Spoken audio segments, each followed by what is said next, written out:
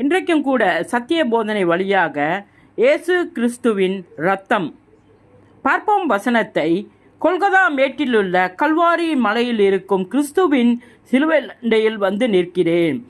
இயேசு கிறிஸ்துவின் இரத்தம் சொட்டு சொட்டாய் என் மேல் விழுகிறது.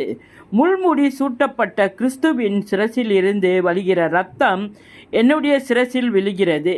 என்னுடைய சிந்தனைகள் எண்ணங்களை கழுவி பரிசுத்தமாக்கப்படுகிறது.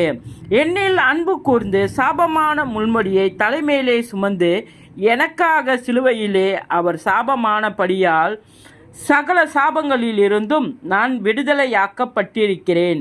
உபாகமம் 23வது அதிகாரம் 5வது வசனம், கலாத்தியர் 3வது அதிகாரம் 13வது வசனம். என் வாழ்வில் இனி ஒரு சாபமும் இராது. வெளிப்படுத்தின சுவிசேஷம் 22வது அதிகாரம் 3வது வசனம். கிறிஸ்துவனுடைய கைகளில் இருந்து வழிகிற இரத்தம் என் கைகளில் விழுகிறது. நான் கைகளில் சுத்தமுள்ளவனும் இருதயத்தில் மாசு இல்லாதவனுமாய் இருந்து என் ஆத்மாவை மாயைக்கு ஒப்புக்கொடாதிருப்பேன். சங்கீதம் 24வது அதிகாரம் 4வது வசனம். கிறிஸ்துவனுடைய பாதத்தில் இருந்து வழிகிற இரத்தம் எனக்காக சத்ருவனுடைய தலையை நசுக்கி இருக்கிறது. ஆம், ஆட்டுக்குட்டியானுடைய இரத்தத்தினாலும் சாட்சியின் வசனத்தினாலும் நான் சாத்தானை ஜெயிப்பேன். வெளிப்படுத்தின சுவிசேஷம் 12வது அதிகாரம் 11வது வசனம்.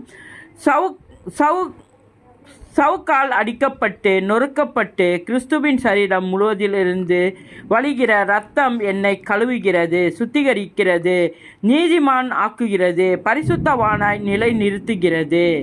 ஆதாமின் விழாவிலிருந்து ஏவாள் வந்தது போல கிறிஸ்துவின் விழா கிழிக்கப்பட்டு அதன் வழியே இரத்தத்தின் புண்ணியத்தால் கிறிஸ்துவினுடைய மனவாட்டியாக நான் உருவாக்கப்பட்டு இருக்கிறேன். அப்போஸ்தலர் 20வது அதிகாரம் 28வது வசனம். இயேசுவின் நாமத்தில் இது பகுதி 1.